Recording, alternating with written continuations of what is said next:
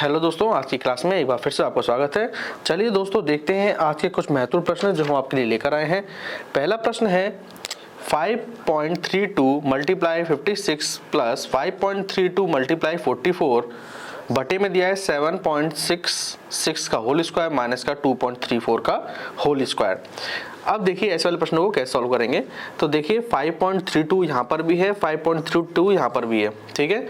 Common हम कहाँ पर लेते हैं? कॉमन हम वहाँ पर लेते हैं जहाँ पर प्लस या माइनस का साइन हो, ठीक है, और एक जैसा नंबर हो। नंबर एक जैसा है तो कॉमन ले सकते हैं, प्लस या माइनस का साइन भी है। तो देखिए 5.32 आप कॉमन ले लेंगे, ठीक है। तो ब्रैकेट में क्या जाएगा? 56 प्लस 44 ये ब्रैकेट में चला जाएगा। बटे में देखिए, अब ध्यान से देखेंगे 7.6 का होल स्क्वायर माइनस का 2.34 का होल स्क्वायर, ये फॉर्मूला किसका होता है? अगर हम a बराबर 7.66 मान लें और b बराबर 2.34 तो ये हो जाएगा a स्क्वायर माइनस का b स्क्वायर।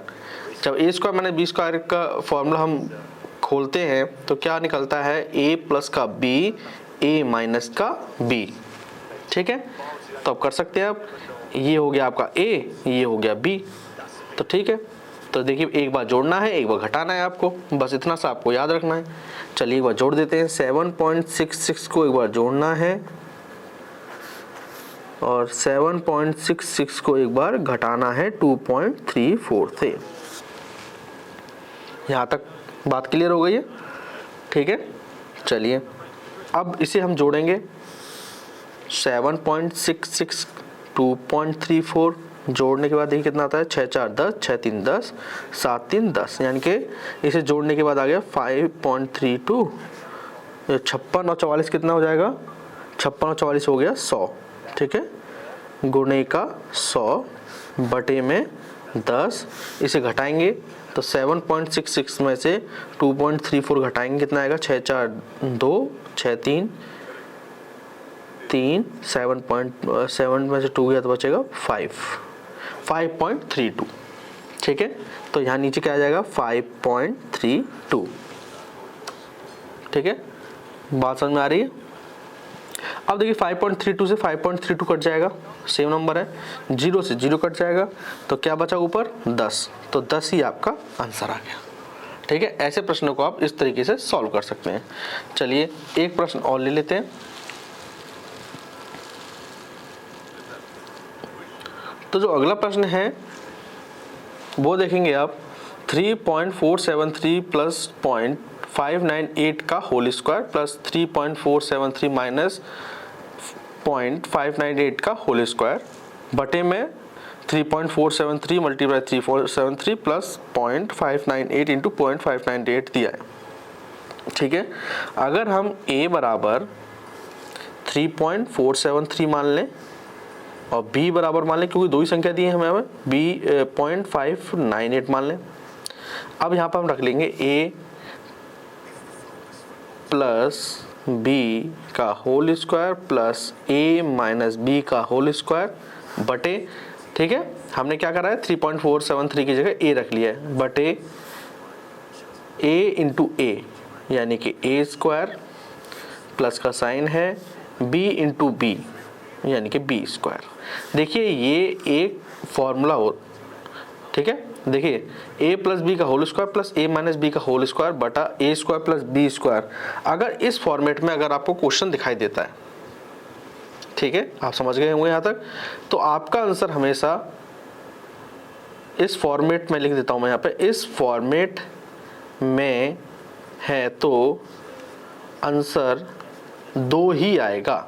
आंसर हमेशा आपका 2 ही आएगा, बस आपको इतना से याद रखना है। आपने ये फॉर्मेट को याद कर लेना है, a प्लस बी का whole square plus a minus B का होल स्क्वायर बटा a square plus b square का आंसर हमेशा 2 ही आएगा। तो आंसर क्या आ गया यहाँ पे? आंसर आ गया 2, ठीक है। तो देखा आपने कितनी आसानी से आपने इसे सॉल्व कर लिया।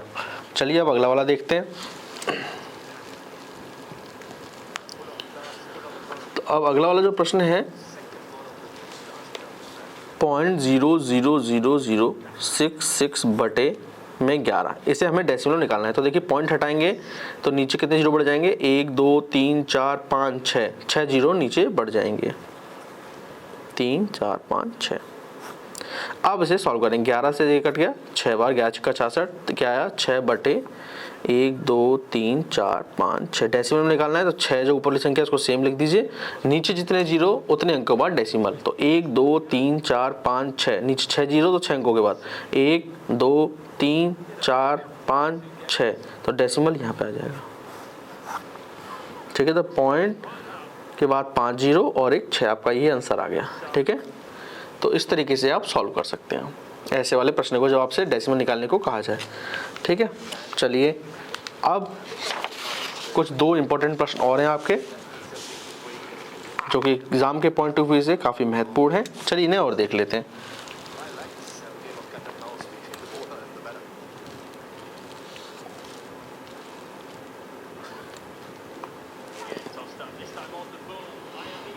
अब देखिए प्रश्न को ध्यान से देखिए। देखिए यहाँ पे जो प्रश्न है ये डेसिमल वाला है, लेकिन आपको डेसिमल ध्यान नहीं देना है यहाँ पर। देखिए पहले समझते हैं इसे, 4137 डिवाइड 175, डेसिमल भूल जाइए, 175 का डिवाइड हो रहा है तो आंसर आपका 2364 आ रहा है। अब यहाँ पे डेसिमल भूल जाइए, देखिए 4137 डिवाइड 175 का आंसर क्या आएगा, अगर हम डेसिमल छोड़ दें तो आंसर इसका क्या आएगा, जो इसका आंसर निकल के आया है वही आएगा इसका भी, क्योंकि सेम देखिए सेम संख्या है डिवाइड देने के बाद। तो देखिए 2364 तो आपका आएगा ही आएगा, ये तो आपको पता चल ही गया। और ऑप्शन में भी देखेंगे तो 2364 2364 2364 2364 सब में आ रहा है। ठीक है, यहाँ तक कोई दिक्कत नहीं आएगी। अब आएगी दिक्कत डेसिमल लगाने में। डेसिमल कहाँ से लगाना है, तो देखिए डेसिमल लगाना बहुत आसान है। सबसे पहले यहाँ पर देखेंगे हमें क्या करना है,